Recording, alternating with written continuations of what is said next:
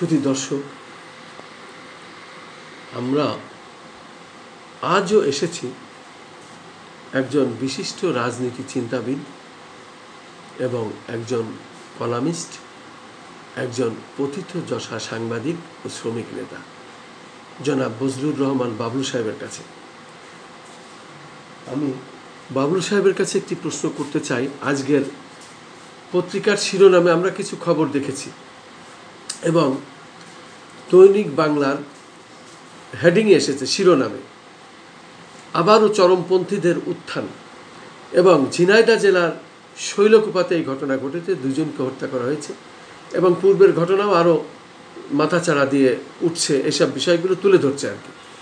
তা এই অন্তর্বর্তী সরকারের আমলে যৌথ বাহিনী চলছে এবং সেনাবাহিনীর নেতৃত্বে ডেভিল হান্ট চলছে, বিশেষ করে সন্ত্রাস দমনের জন্য, অবৈধ অস্ত্র উদ্ধারের জন্য।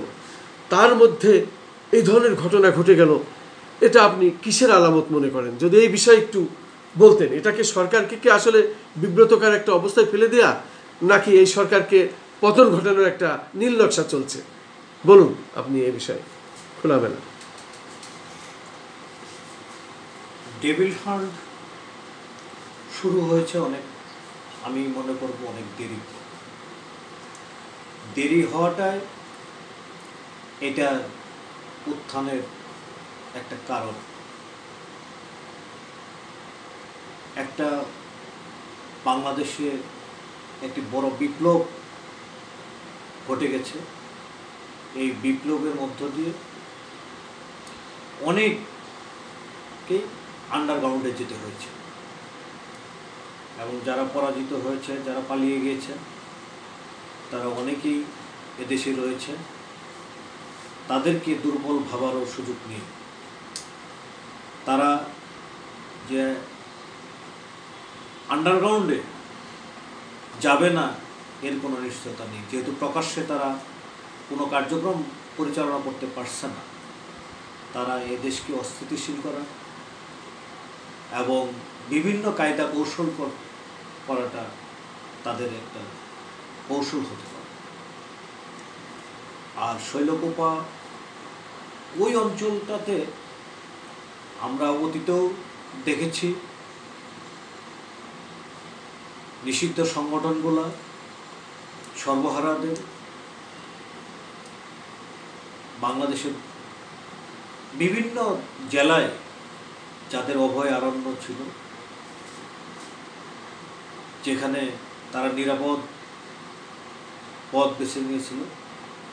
এখানে আপনার কুষ্টিয়া, ঝিনাইদহ, পাবনা, সিরাজগঞ্জ, নাটোরের বিভিন্ন জেলায় তারা এইসব কর্মকাণ্ড চালিয়েছে। অতীতে আমরা এটা দেখেছি। মাঝখানে কিছু এটা কমে আসলেও আজকে আপনি যে কথাটা বললেন যে সেটা বেড়ে গেছে, বাড়তে পারে, বাড়াটা স্বাভাবিক মনে করি।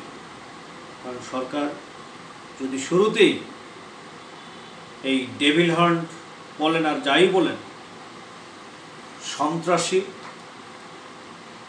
এবং যারা সন্ত্রাসী কার্যকলাপ করতে পারে তাদের যদি দ্রুত তাৎক্ষণিকভাবে আটকে রাখতে পারতেন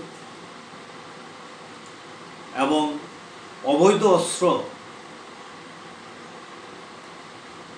যদি উদ্ধার করতে পারতেন, তাহলে আজকে পত্রিকায় এই সংবাদ নাও আসতে পারত। কিন্তু দেরি হয়ে যাওয়ার কারণে তারা বিভিন্ন জায়গায় সন্ত্রাসীদের কোনো দল নাই, আর নিষিদ্ধ জিনিসের আকাঙ্ক্ষা বেশি। এই সন্ত্রাসীরা তাদের নির্বিঘ্নে তাদের কার্যক্রম চালানোর জন্য, এই দেশটাকে আবারও অস্থিতিশীল জায়গায় নিয়ে যাওয়ার জন্য তারা তাদের পরিকল্পনা এবং কার্যক্রম চালিয়ে যাবে। এটা স্বাভাবিক। তারই ধারাবাহিকতায় এই আজকের এই পত্রিকার এই নিউজ। আমি মনে করি অতি সত্বর আরও কঠোর যৌথ বাহিনীকে আরও শক্তিশালী করে যারা দেশকে অস্থিতিশীল করতে চায়, জনগণকে অশান্তিতে রাখতে চায়, সন্ত্রাসী কার্যক্রম চালাতে চায়, তাদের বিরুদ্ধে শক্ত পদক্ষেপ গ্রহণ করে এ দেশটাকে একটি শান্তিপূর্ণ ভূমিতে রূপান্তরিত করতে চায়। এখানে এখন যে দেখা যাচ্ছে এখানে কোনো জনসাধারণের সম্পৃক্ততা কম এই সরকারের সাথে, এটা অস্বীকার করার সুযোগ নেই। এখানে সম্পূর্ণভাবে এই সরকার একটা আমলাতান্ত্রিক নির্ভরশীলতা হয়ে গিয়েছে। আমি যদি বলি উপদেষ্টাদের নিয়ে কোনো প্রশ্ন নেই, উপদেষ্টাদের ভিতরেও একটা আমলাতান্ত্রিক ভাব রয়েছে, আর কিছু বৈষম্য বিরোধী আমাদের ভাইয়েরা রয়েছে। কিন্তু প্রতিটা সেক্টরে একদম ছোটোখাটো সংস্থা থেকে শুরু করে প্রত্যেকটা সংস্থায় যেখানে জনগণের থাকার কথা, সাধারণ লোকের থাকার কথা, জনপ্রতিনিধিদের থাকার কথা, তাদের কোনো অবস্থান নেই এবং তারা সেখানে কোনো সংযোগ স্থাপন করতে পারে না, তাদেরকে ওইখানে কোনো নিয়োগও দেওয়া হয়। সেখানে শুধু আমলাদেরকে নিয়োগ দেওয়া হয়েছে। এত আমলা, এত যে কাজ আমলাদের দেওয়া হয়েছে, সে আমলা কোনো কাজই সঠিকভাবে করতে পারে না। তিনি একজন ডিসি, ওখানের ওই জেলার যতগুলো এমপি থাকার কথা সকল এমপির কাজ করতেছেন, যেখানে জেলা প্রশাসক থাকার কথা সেই জেলা প্রশাসকের কাজ করতেছেন, একজন ইউনো ওই উপজেলায় চেয়ারম্যানদের কাজ করতেছেন, উপজেলা চেয়ারম্যানের কাজ করতেছেন, মেয়রের কাজ করতেছেন।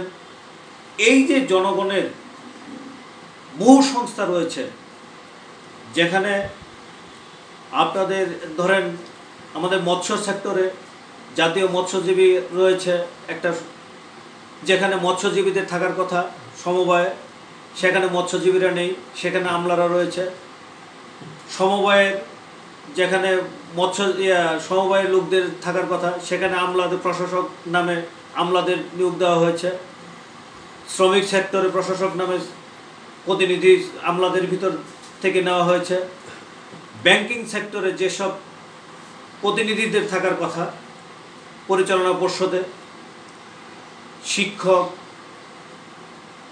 তারপরে কৃষক, সাংবাদিক, বিভিন্ন পেশা থেকে যাদের থাকার কথা তাদের কাউকে রাখা হয়নি।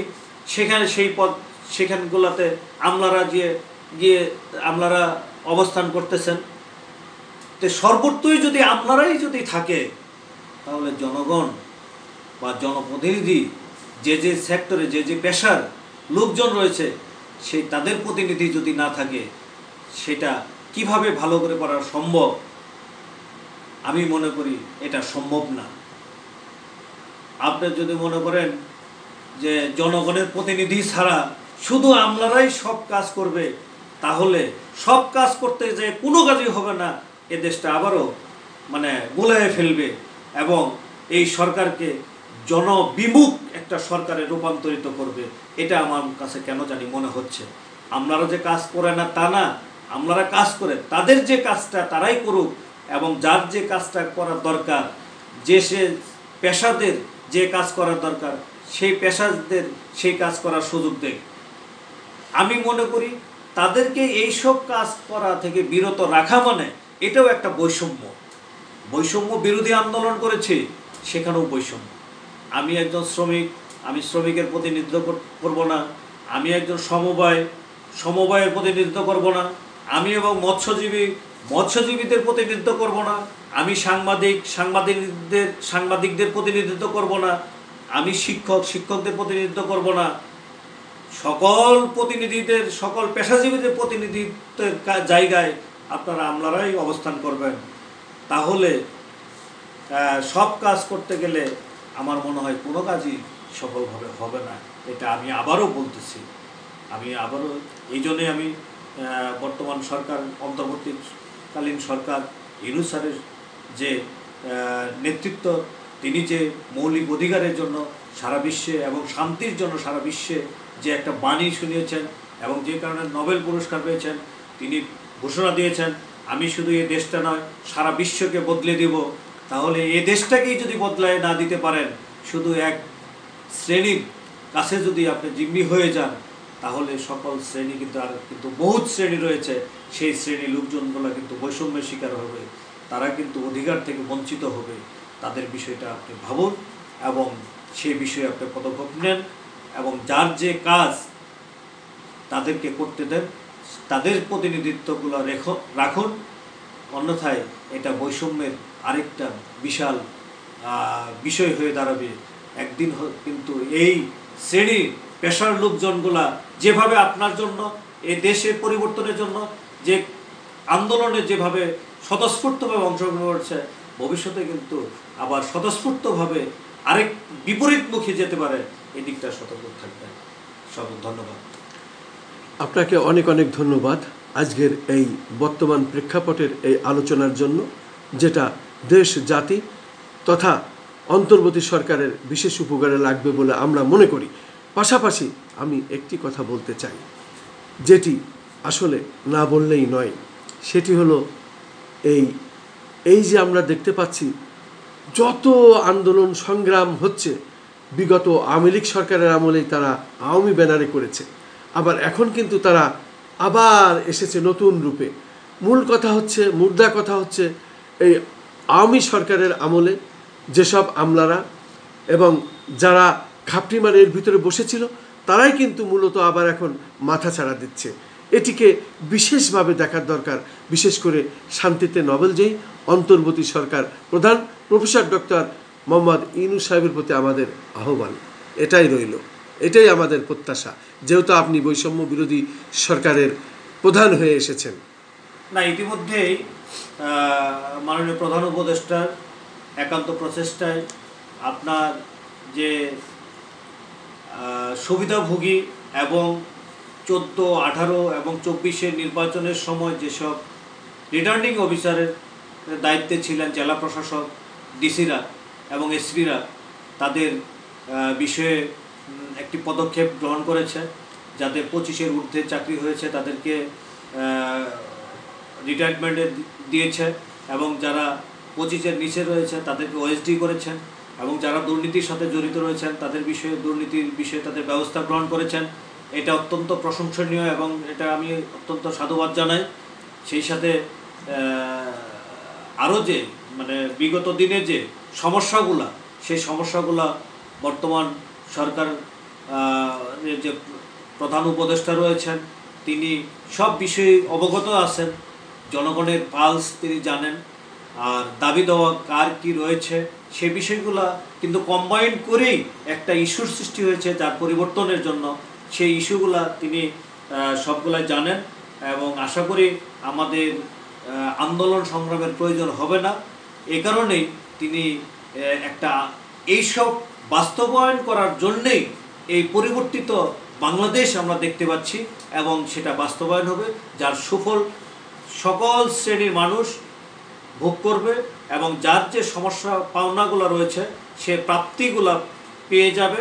এটা আমার বিশ্বাস এবং আশা রাখি তিনি অচিরেই সেই জিনিসগুলো নিয়ে একটা সুন্দর কালক্ষেপণ না করে সুন্দরভাবে প্রকাশ্যে তিনি তাদের দাবি দাওয়াগুলো, যে যৌক্তিক দাবিগুলো তিনি বাস্তবায়নের পদক্ষেপ নেবেন এবং যে অযৌক্তিকগুলা সেগুলো পরিহার করবেন। এটাই আমার বিশেষ কথা এবং আশা করি কালক্ষেপণ না করে, ওই যে আপনার দেরি না করে এভাবে যতদিন যায় সেটা না করে দ্রুত এটা একটা একটা পদক্ষেপ এবং জনবান্ধব এবং জনগণের যে প্রতিনিধি নিয়ে এসে সমস্যাগুলো সমাধান করে। আপনাকে অনেক অনেক ধন্যবাদ। আমরা আশা করি অন্তর্বর্তী সরকার প্রধান এটিকে বিশেষভাবে উনি দেখবেন। এই প্রত্যাশায় আমি খন্দকার মাসুদুজ্জামান।